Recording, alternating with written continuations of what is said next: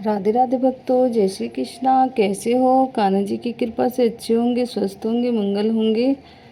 तो आज है पुत्रदा एकादशी, यानी कि 23 तारीख है आज, और 23 तारीख को भी पुत्रदा एकादशी है, मगर कल को भी एकादशी और महाद्वादशी है।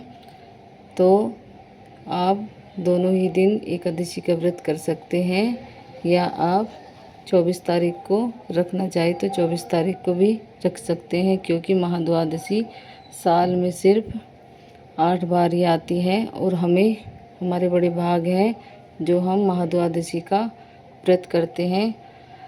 तो कल सोमवार का व्रत भी है और महाद्वादशी भी है, तो आप सब महाद्वादशी का भी व्रत ज़रूर करें। कहते हैं कि हमें एकादशी करने व्रत करते हैं तो हमें एक ही एकादशी का व्रत करने का पुण्य मिलता है, और अगर हम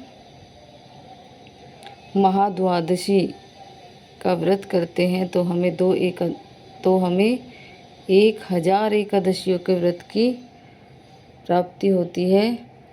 तो हमें महाद्वादशी का व्रत ज़रूर करना चाहिए। अगर मैं अपनी सलाह दूं तो भाई मैं तो 24 तारीख को ही महाद्वादशी भी उसमें लग जाएगी और एकादशी भी उसमें लग जाएगी और सोमवार का व्रत भी उसमें हो जाएगा। हमारे तीनों व्रत उसमें हो जाएंगे, तो हमारी महाद्वादशी भी पूरी हो जाएगी। तो आप महाद्वादशी का व्रत ज़रूर रखना। और आप 23 तारीख को व्रत कर रहे हो तो आप 48 घंटे का व्रत का संकल्प लेना, और आपको फिर द्वादशी में ही व्रत खोलना है। और अगर आप 24 तारीख को व्रत करते हो तो आपको सोमवार के व्रत का और एकादशी और द्वादशी का संकल्प लेना है कि हे प्रभु, मैं द्वादशी का और सोमवार का और एकादशी का व्रत कर रहा हूँ।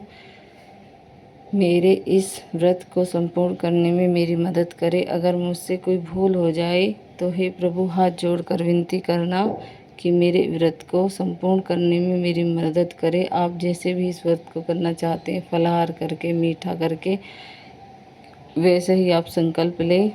बिगड़ संकल्प के व्रत अधूरा है, इसलिए हमें संकल्प ज़रूर करना चाहिए। तो आप सभी को एकादशी और महाद्वादशी की अनंत शुभकामनाएं, क्योंकि वही महाद्वादशी का व्रत ज़रूर करना, क्योंकि महाद्वादशी महापुण्य को देने वाली है। इसीलिए आप सभी महाद्वादशी का व्रत ज़रूर करें। ये पुत्रदा एकादशी है, हमारे पुत्र की लंबी आयु के लिए होती है। तो आप सभी को पुत्रदा एकादशी की अनंत शुभकामनाएं। राधे राधे, जय श्री कृष्णा, राधे राधे श्याम।